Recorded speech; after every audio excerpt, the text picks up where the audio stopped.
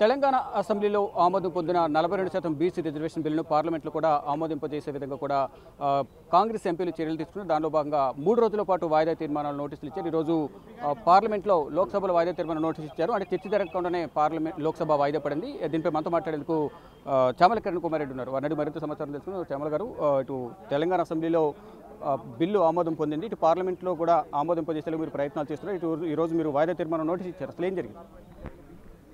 ఈరోజు పార్లమెంట్ సభ్యులందరం కూడా వాయిదా తీర్మానం నోటీసులు ఇవ్వడం జరిగింది.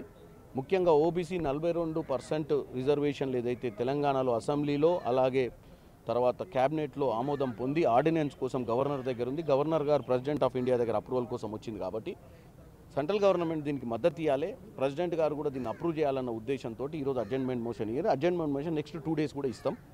అలాగే 200 మంది ఎంపీలు ఏదైతే ఇండియా బ్లాక్కి సంబంధించినటువంటి సమాజ్వాదీ పార్టీ కానీ, డిఎంకే కానీ, తర్వాత టీఎంసీ కానీ అన్ని పార్టీల వాళ్లకు ఈరోజు మేము ఇన్విటేషన్లు కూడా ఇచ్చినాం. రేపు జరగనున్నటువంటి ధర్నాకు రావాలని కోరుకున్నాం. కాబట్టి డెఫినెట్గా మేము పట్టుదలతో ఉన్నాం, చిత్తశుద్ధితో ఉన్నాం. చేసిన రిజర్వేషన్లను ఇంప్లిమెంట్ చేయించే దిశగా ముందుకు పోతున్నాం. ఈరోజు మీరు వాయిదా తీర్మానం ఇచ్చారు, దాని గురించి అసలు ఏమన్నారు స్పీకర్కి?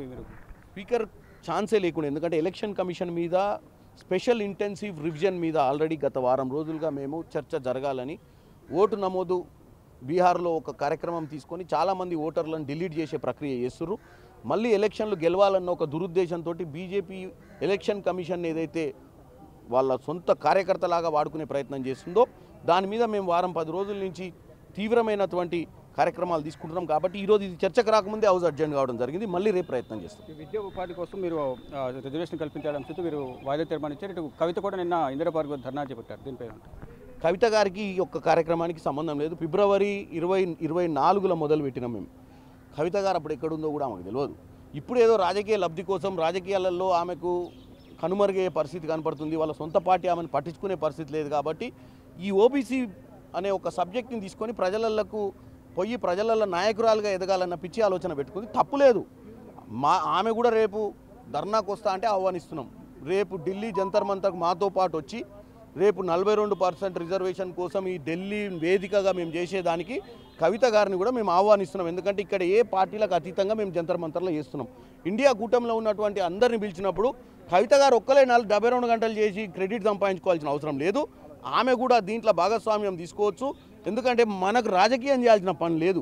మనం చిత్తశుద్ధితోటి 42% దేవాలన్న ఆలోచనలు ఉన్నాం. కాబట్టి ఆమె కూడా చిత్తశుద్ధి ఉంటే మాతో జాయిన్ అయ్యి ఆమె వాళ్ళ తండ్రిని, వాళ్ళ సోదరుణ్ణి, వాళ్ళ బావగారిని అందరిని కూడా బీఆర్ఎస్ పార్టీని కూడా మనతో పాటు ఈ యొక్క విషయంలో ఈ యొక్క వేదిక మీదకి తీసుకొస్తే నష్టమేం లేదు, మంచి జరగాలని కోరుకుంటున్నాం. కాళేశ్వరం ప్రాజెక్టుకు సంబంధించి కూడా ఇటు హరీష్ రావు కొన్ని కీలక వ్యాఖ్యలు చేస్తారు. గవర్నమెంట్ ప్రజెంటేషన్ ఇస్తే నిన్న కమిషన్ కూడా రిపోర్ట్ ఇచ్చింది. దానికి సంబంధించి అన్ని అసత్యాలు ఉన్నాయని చెప్తున్నారు. హరీష్ రావు గారి గురించి మాట్లాడదలుచుకోలేదు. కమిషన్లే తినకపోతే ఈ కమిషన్లు వచ్చేటి కావు. ఇప్పుడు వచ్చిన కమిషను ఘోష్ గారు ఇండిపెండెంట్ జ్యుడిషియల్ ఎంక్వైరీ. ఇది ఆయన ఒక సీనియర్ జడ్జు. ఆయనకేం రాజకీయాలతో సంబంధం ఉండదు. వాస్తవాలను ఆయన 600 పేజీల్లో క్రోడీకరించి ఇచ్చిండు. తెలంగాణ ప్రజలేం పిచ్చోళ్ళ కూలిపోయిన కాళేశ్వరము కనపడ్డది కదా, అది ఎందుకు కూలిపోయింది? గతంలో కాంగ్రెస్ హయాంలో కట్టిన శ్రీశైలము, నాగార్జున సాగరు, కడెము, ఎస్ఆర్ఎస్పి ఎన్ని ప్రాజెక్టులు కట్టిరు. మరి ఈ ప్రాజెక్టులన్నిటికీ ఏం కాకుండా ఈ ఒక్క ప్రాజెక్ట్కి ఎందుకైంది అనేదే కదా మనం ఎంక్వైరీ చేసింది. ఎంక్వైరీలో ఏం తేలింది?